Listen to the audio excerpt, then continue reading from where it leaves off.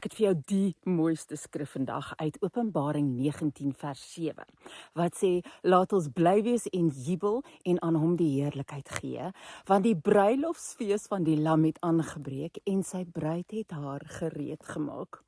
Nou die Joodse huwelikstradisies loop parallel met ons Christenpad, ons verhouding met Jesus. En om getrou te kom gebeur in 3 fases. Eerstens, die bruidegom se pa soek vir hom 'n bruid. Maar die bruid moet eers ja sê voordat die verrigtinge kan voortgaan. Dit moet wederwysige commitment wees.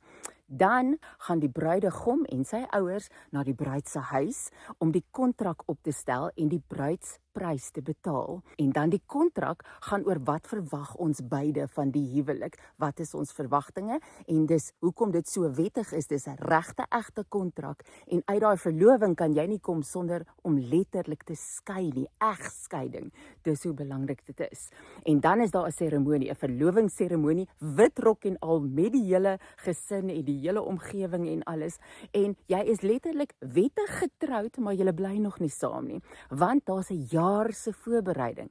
Sy gaan huis toe om haarself, haar klere en haar huishouding voor te berei. Hy gaan na sy ouer huis toe om aan te bou, want dit is wat sy doen. Sy join hom by sy ouers se ouerhuis. Hulle bou 'n ekstra huis langs die kant of bo-op aan. En dit is sy werk vir die volgende jaar. En dan wanneer sy pa tevrede is dat die huis nou reg is, dan kan hy haar gaan haal. Sy weet nie wanneer dit gaan wees nie, net soos met die 10 maagde, maar sy moet reg wees, haar lampe moet reg wees, haar goed moet reg wees. Die eerste inkling wat sy kry dat hy reg is die blaas van die ramshoring, wat in die nag, baie keer 12 uur in die nag gebeur. Sy hoor die blaas van die ramshoring en dan sit 'n prosesie. Al die manne en so kom, hy kom meld aan by haar voordeur, tel haar op en dra haar na sy huis toe.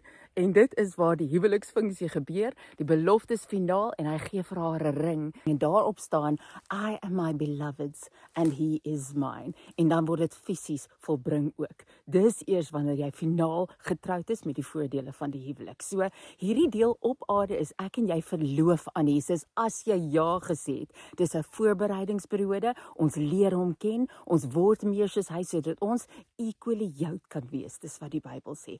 Een laaste ding. Jy weet in ons huwelike wil ons nie die bruid voor die tyd sien nie, dis 'n geheim. In hulle huwelike moet jy die bruid voor die tyd sien, want onthou jy Laban wat vir Jakob gefnuik het en vir hom Lea gegee het in plaas van Rachel, so hulle het 'n ding. Jy moet net seker maak jy die regte bruid weet.